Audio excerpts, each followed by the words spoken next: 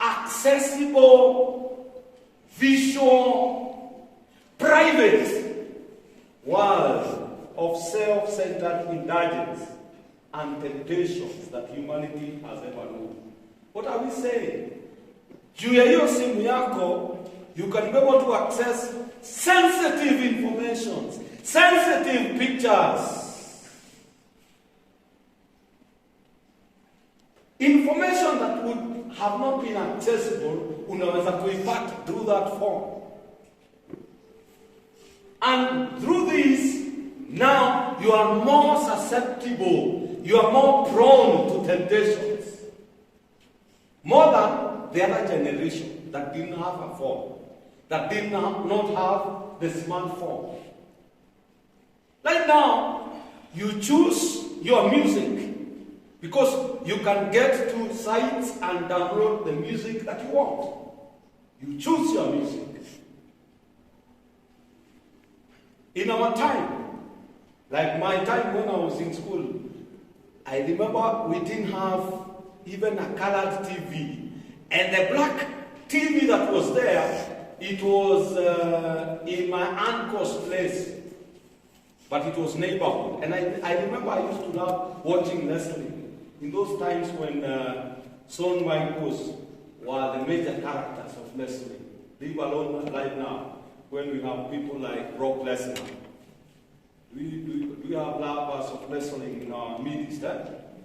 Yeah, those days. So we used to make sure, I remember wrestling used to come on Tuesdays after the 7 p.m., around 7:30.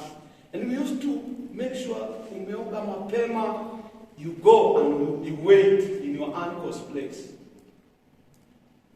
That is the time we are talking about. So, if it is music, I remember it used to be cassettes. I know some of those things you don't know. Cassettes. And cassettes, it could only be bought by the mother. And the mother has some favorite songs za kanisa zenye anataka usikize. So kama if there is any device at your home inatumia ni radio yenye inatumia cassette. So what would happen is you will only listen to the songs that the mother chooses or the father chooses. But right now, because of online, internet, you have access to your phone, you have access to YouTube, you have access to all those platforms that you can download. Now you choose your music the way you want. You choose your entertainment. You choose your followers. You choose your Facebook friends. Some of them you have never met them. Some of them you don't know even where and how they live. If you have a phone, you choose to block and unblock whoever you want.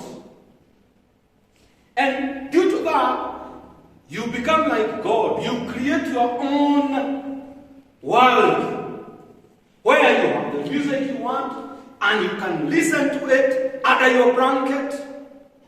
You see, you can see the video you want and nobody is interfering it because you are with your phone under your blanket before you sleep.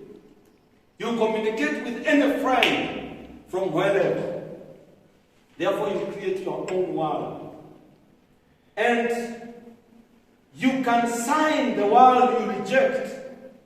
If you don't like something, you reject it, you pause it, you block it, and you put it in that dark side of the cyberspace. But this fosters temptations and facilities with which you can indulge in them. And these temptations, no one perhaps knows. You know what you chat. Nobody knows about that. You know the friends you have kept. These are the days. Hawezi kusema, those times you are told, wajibu nosho mukoroga metanake. Now, these are the days you can't, the mother cannot just say that.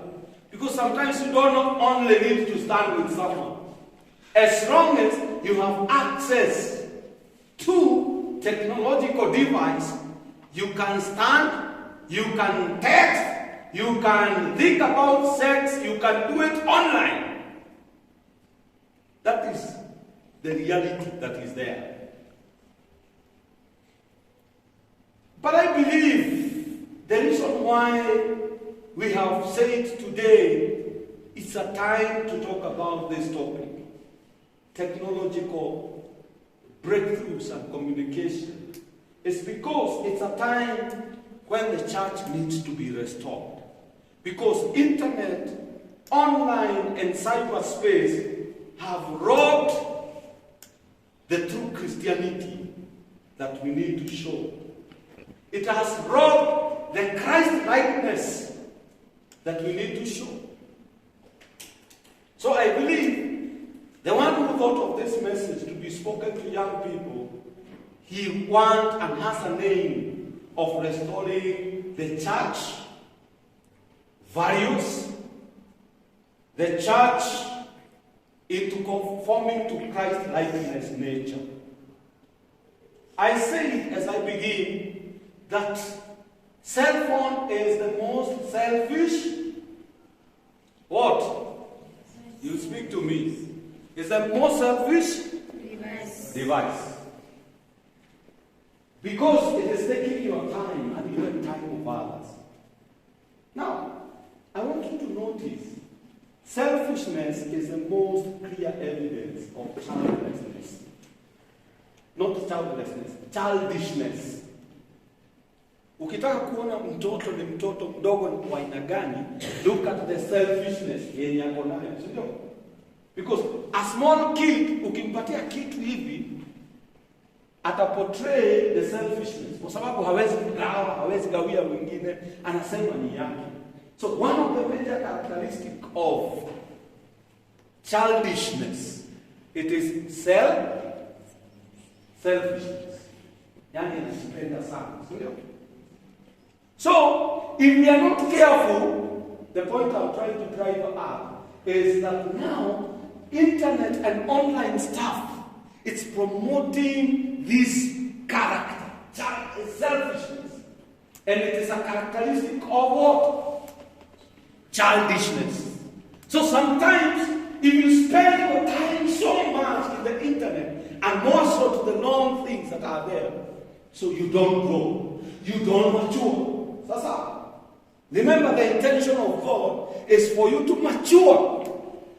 And when you mature, you become the man God wants you to be. You become the woman God wants you to